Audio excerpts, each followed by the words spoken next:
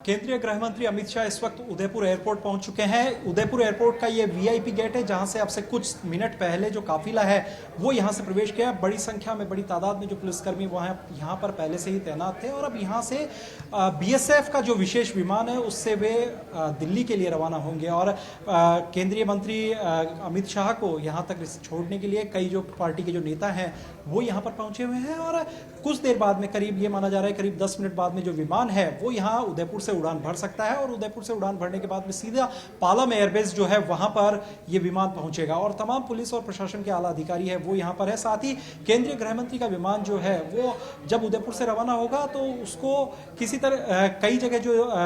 Alternate जो व्यवस्था है वो जयपुर एयरपोर्ट पर भी यहाँ पर की गई है कि यदि दिल्ली में मौसम कहीं खराब होता है तो ऐसे में विमान जो है वो जयपुर एयरपोर्ट पर भी लैंड जो है वो कराया जा सकता है। इस वक्त आप देख सकते हैं कि ये वीआईपी गेट है उदयपुर एयरपोर्ट का जहाँ पर बड़ी तादाद में जो पुलिसकर्मी है वो इस वक्त मौजूद है और कुछ गाड़ियाँ जो हैं वो अंदर ही इस वक्त गई हुई हैं। कुछ देर बाद में जब केंद्रीय गृह मंत्री अमित शाह यहाँ से रवाना हो जाएंगे तो उसके बाद में तमाम गाड़ियाँ यहाँ से बाहर आएगी। तमाम जो भारतीय जनता पार्टी के बड़े नेता हैं जो केंद्रीय गृह मंत्री को रिसीव करने के लिए यहाँ पर पहुंचे हैं, सी ऑफ करने के लिए यहाँ पहुंचे हैं, वो भी बाहर आने का उनका सिलसिला रहेगा। लेकिन आज का जो दौरा था वो अपने आप में बेहद खास था। अपने आप में इसलिए खास था क्योंकि लगातार कई जो आरोप हैं, जो प्रत्यारोप है भारतीय जनता पार्टी और कांग्रेस के बीच में चल रहे थे, उन तमाम आरोप और प्रत्यारोपों को लेकर के यहाँ पर केंद्रीय गृह मंत्री अमित शाह की ओर से भी बड़े जो बयान है वो दिए। उन्होंने मुख्यमंत्री अशोक गहलोत पर कई हमले बोले और मुख्यमंत्री अशोक गहलोत को लेकर के उन्होंने कहा कि वे जिस तरह से महंगाई राहत शिविर जो कैंप कर रहे हैं उन कैंप को लेकर के भी उन्होंने निशाना साधा और कहा कि मुख्यमंत्री को इस तरह से नहीं घूमना फिरना चाहिए और इस सभा का जो वीडियो है वो दिखाया जाना चाहिए। साथ ही उन्होंने महंगाई हो, भ्रष्टाचार हो, तमाम उन मुद्दों को लेकर के भी मुख्यमंत्री अशोक गहलोत को घेरा। साथ ही सोनिया गांधी हो, मनमोहन सिंह हो, राहुल गांधी हो, तमाम उन नेताओं को यहां पर घेरने की जो कोशिश है वो तमाम नेताओं की ओर से भारतीय जनता पार्टी के नेताओं की तरफ से की गई। चाहे पूर्व मुख्यमंत्री वसुंधरा राजे हो, भाजपा प्रदेशाध्यक्ष सीपी जोशी हो, तमाम नेताओं ने कांग्रेस के सभी नेताओं को निशाने पर लिया। जी अरविंद, ये जो निशाने हैं वो जरूर नजर आए और कह सकते हैं कि 2024 के साथ साथ 2023 राजस्थान पर बहुत फोकस अमित शाह का रहा है। बैठकें भी हुई है, इसको लेकर क्या चर्चा?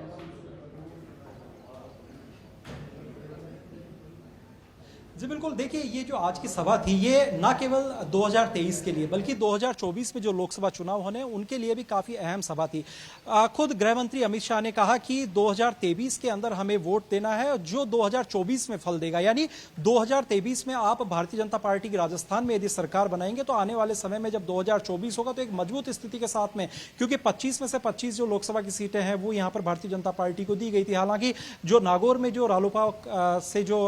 गठबंधन टूटा वो एक अलग मामला हो गया, लेकिन 25 की 25 सीटें हैं वो भारतीय जनता पार्टी को यहां पर दी गई थी। तो ऐसे में गृह मंत्री ने स्पष्ट रूप से कह दिया कि प्रधानमंत्री नरेंद्र मोदी को तीसरी बार देश का प्रधानमंत्री बनाना है और राजस्थान में भी सरकार बनानी है। इन दोनों चीजों को लेकर के बड़े संकेत दिए और एक और बड़ा संकेत उन्होंने साफ तौर पर दे दिया है कि वसुंधरा राजे भारतीय जनता पार्टी का एक अहम हिस्सा है और उसको मंच से ही उन्होंने आज इशारों में बहुत कुछ कह दिया जो कि राजनीतिक गलियारों में लंबे समय से चर्चाएं चली आ रही थी। उन तमाम चर्चाओं पर एक तरह का एक विराम है वो यहां पर गृह मंत्री अमित शाह ने उस वक्त लगा दिया जब वसुंधरा राजे को भाषण देने के लिए आमंत्रित नहीं किया गया था, लेकिन खुद अमित शाह ने उनको भाषण देने के लिए आगे बुलाया और उसके बाद वसुंधरा राजे ने करीब 20 मिनट तक मुख्यमंत्री अशोक गहलोत हो या राजस्थान सरकार या कांग्रेस पार्टी, तमाम पर कई हमले उन्होंने बोले। जी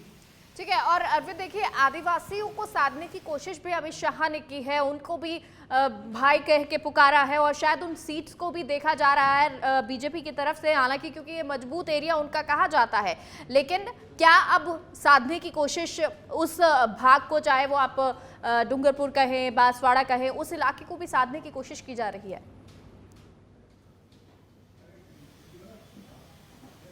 जी बिल्कुल, देखिए यदि मेवाड़ की हम बात करते हैं तो मेवाड़ में कुल 28 विधानसभा की सीटें हैं और इन 28 में से 16 जो है वो एसटी के लिए रिजर्व है, एक सीट जो है वो एससी के लिए रिजर्व है और ये जो तमाम सीटें हैं यहाँ पर आदिवासी बहुल क्षेत्र है, यानी यदि आपको सत्ता में आना है तो आदिवासियों का मन जो है उसको मोहना पड़ेगा और बिना आदिवासियों के सपोर्ट के यहाँ पर सत्ता है वो हासिल नहीं की जा सकती है। केवल 2018 की बात नहीं है, 2018 में तो हालांकि एक जो उलट परिणाम यहाँ पर सामने आया, क्योंकि आज से पहले कहा जाता था जिसने मेवाड़ को जीत लिया उसने राजस्थान की राजनीति का दिल जीत लिया और सीएम की कुर्सी पर वो दल काबिज हो गया। लेकिन 2018 में हालांकि कुछ नतीजे और थे। 2018 में मेवाड़ की जो 28 सीटें थी, 28 में से 15 सीटें भारतीय जनता पार्टी को मिली, 10 सीटें कांग्रेस को मिली, 2 बीटीपी और 1 पर निर्दलीय थे। इस तरह से 28 सीटों का समीकरण था। हालांकि बाद में धरियावाद में जिस तरीके से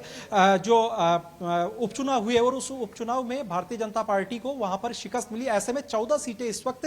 पूरे मेवाड़ विधानसभा क्षेत्र में भारतीय जनता पार्टी के पास है। इससे पहले यदि 1998 से लेकर के और तमाम उन चुनाव की हम बात करते हैं जब, क्योंकि 2008 में परिसीमन हुआ था और 2008 में परिसीमन होकर के 28 सीटें मेवाड़ में थी। इससे पहले 30 सीटें मेवाड़ में हुआ करती थी और उन 30 सीटों में से जो अधिकांश सीटें जीतता था वही यहां पर मुख्यमंत्री का जो उसी पार्टी का जो मुख्यमंत्री है वो यहां पर बनता था। तो ऐसे में मेवाड़ में आकर के आदिवासियों को साधना बेहद जरूरी है। मुख्यमंत्री अशोक गहलोत भी लगातार दौरे कर रहे हैं। आपने देखा होगा, चाहे डूंगरपुर हो, बांसवाड़ा हो, अन्य जो बेल्ट है, उदयपुर के रूरल के बेल्ट है, वहां पर भी, क्योंकि उदयपुर की यदि हम बात करते हैं वहां पर भी 5 जो है